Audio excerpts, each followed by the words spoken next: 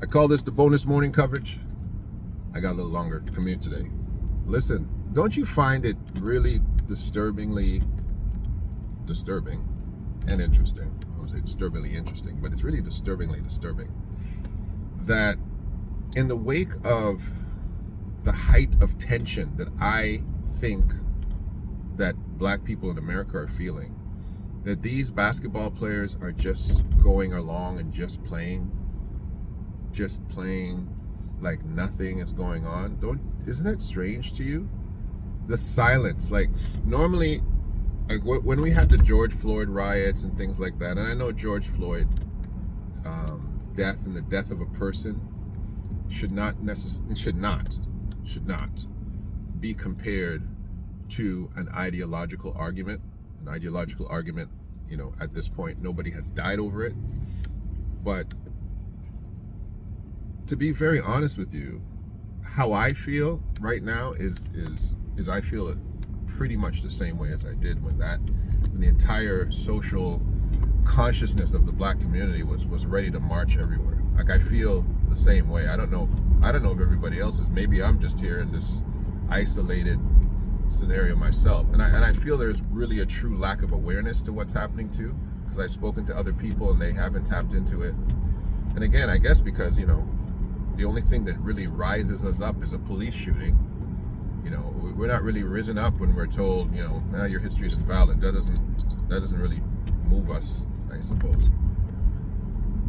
But I find it that these gentlemen are very, very quiet and very, very complacent in just going about the status quo of their life. And I really believe it to be fear. Like when you see Kevin Durant said, you know, I wish we could have all just kept playing basketball. And then that night, boom, he has to go to Twitter and hit and knock out an apology for saying, I don't have any hate towards any community. I just approach life with love. What the heck, bro? Like what? Is somebody holding a gun? It's honestly, it's like these guys say, man, I just want all this just to go away. And then it's like somebody just shows up in their house, wakes them up, drags them out of their bed, and then tells them sit down in front of their computer at gunpoint and says, this is what you're going to write. Like it's bizarre to me, but it's disturbing also. It's disturbing because I really believe, and I'm gonna say it, I believe that there has been an email or the word has gone out that you black players better not say one word to support Kyrie Irving. I mean, I'm telling you, I believe every GM on every NBA team has said, you guys stay away from this issue as much as you can. Do not speak on it. Do not take questions about it. Just don't say anything. It's crazy that everyone is just going around playing basketball like nothing's happening right now. And, you know, and I mean, again, this wasn't Kyrie's issue. This wasn't even the NBA's issue. This was Kanye's issue. Kanye made it Kyrie's issue. Kyrie made it all of our issue. Really, that's how it started. It was not our issue. It wasn't even an issue with the black community when Kanye was saying it. It's true. We didn't care. Kanye says all kind of stuff. We're like, oh, that's Kanye. That's just Kanye talking. We don't. We were still wearing our Nikes. We were still wearing our Adidas. We were still wearing our Puma. You know who made that, right? Rudolph and Adolf Dassler. Rudolph and just Google those two guys. I ain't gonna say any more. Rudolph and Adolf Dassler. Okay, the founders of Puma. When they founded Puma, who they were. You go take a look at that yourself. We were still wearing all of our stuff. when Kanye was talking. Because Kanye be saying stuff and nobody listens to Kanye. Honestly, Kanye, you know Kanye is? Kanye is the black Nostradamus. I think when Nostradamus was alive, he was like Kanye. Nobody was listening to that dude. It was like, what the heck did that boy just say? I don't know, man. He said like, one day like there's going to be a mushroom cloud and people with slanty eyes are going to be blown up to people. Who knows what he's talking? Like Nostradamus was eons ahead of his. And I don't even know. I don't know if we can even call Nostradamus a real prophet or whatever. Some people might not. But anyways, Kanye West is the Nostradamus of this age, okay? And I think Nostradamus was just a weirdo in a weird hat, just wearing a weird, funny hat and talking crazy stuff. And, Kanye be doing some crazy stuff, and we in the black community and the white community, nobody really notices. Nobody really cares. But Kanye went too far. You know what I'm saying? The brother went too far, man. Kanye really sat there and thought, but I can just about say anything. David Chappelle does it better than me. But it's true. Like, Kanye went too far. And because Kanye went that far, other people started saying, well, I mean, a broke clock is right twice a day. That's basically what Kyrie posted. When he posted from Hebrews to Negroes, that's what he was basically saying without saying it. Broke clock is right twice a day, according to Ron Dalton. He ain't too far out. And then he gets in trouble for that. And then we have to come to his rescue and clean that up. But, hey baby, call me Babe Ruth. Call me Hank Aaron. Call me Barry Bonds. Because I'm the cleanup hitter. And I'm going to clean it all up. I'm going to knock it out the park for you. But I just find it really disturbing that these athletes are just shutting up and dribble.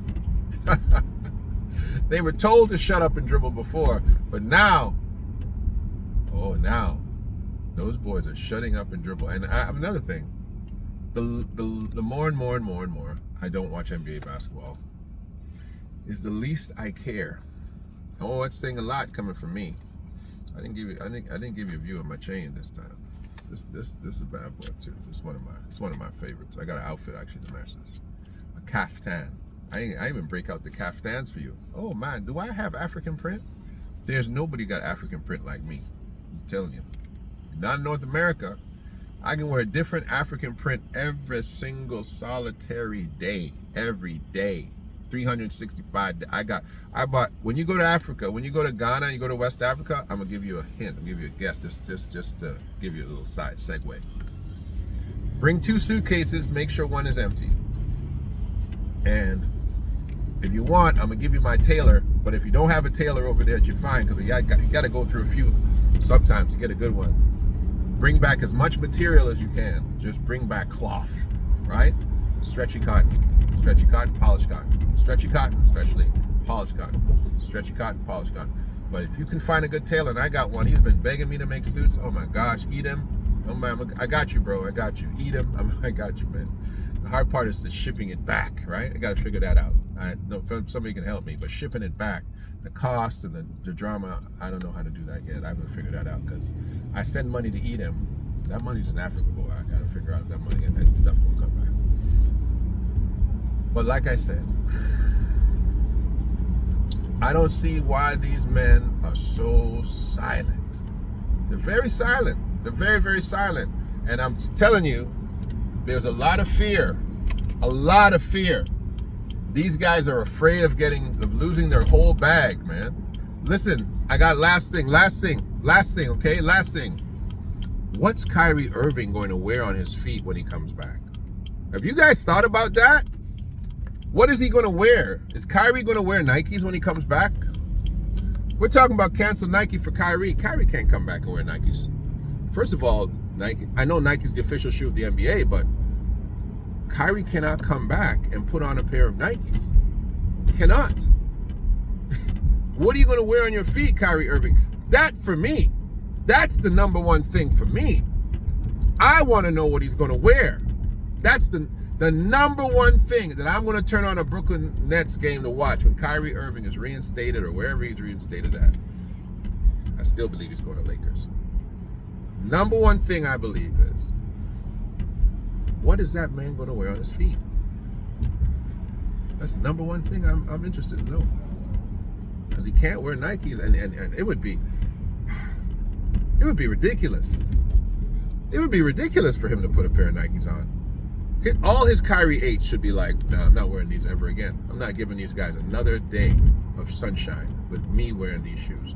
No one's going to buy these shoes because of me. I'll tell you that. I don't know. I don't know what he's going to wear. And I think that might be his number one thing. It's like, yo, call somebody, let somebody design me some shoes. I'm going to wear a different pair every day. I ain't wearing Nikes. Anyway. You black players, are you scared? Do you need our help? Do you need us to protect you? Do you need us to call, the National Guard to escort you to the microphone so you can say what you'd like to say? Do you need us to follow you home? You know what I'm saying? Because we understand what happens with black people, right? Remember with Martin Luther King and the FBI, David Chappelle brought that up too. The FBI, that's not for us. For black interrogation. That's what it should stand for black interrogation, FBI. But, Colored Intelligence Awareness, CIA. I got all these acronyms now. This is the real spiel. Makes you think about it. Hey, like, share, and subscribe. Thank you to all my super fans. Thank you to all those who will continue to buy jewelry. Again, I'm looking for my entrepreneurs. We're going to make $1 million a week. I want. If you're a black business person, you got an amazing business. Listen, tell me. I'm going to put it out on the platform, and we're going to buy it. Right? Like my girl Tiffany, she's still filling orders. Still filling orders from just mentioning her one day. She's still filling orders. I need some feedback from my people, connections, Willie Huggins Jr. I need some feedback, man. Are people coming to buy your girl's stuff? If not, I'm going to hit it again. I told you what we're doing. We're making millionaires out here. Willie Huggins Jr., right? I'm going to say it again. He's not paying me for this, ladies and gentlemen. This is not a paid advertisement. He's not a paid sponsor. He's a single black father with a great idea, with the right attitude, the right mindset. Connections by Cavs. I believe that's it. Instagram. Check them out. Buy something. Even if you don't want it, buy it. Spend $40. Everybody, go spend $40 with them right now. And Sweet Tambrin 2009, give us some feedback. Fill them orders, ladies and gentlemen. We're making millionaires one a week. I'm gonna make $1 million a week in this situation. I got a platform for a reason. Like, share, and subscribe. It's a real spiel. It's your show. It's not mine. I'm just a host. I'll talk to you soon.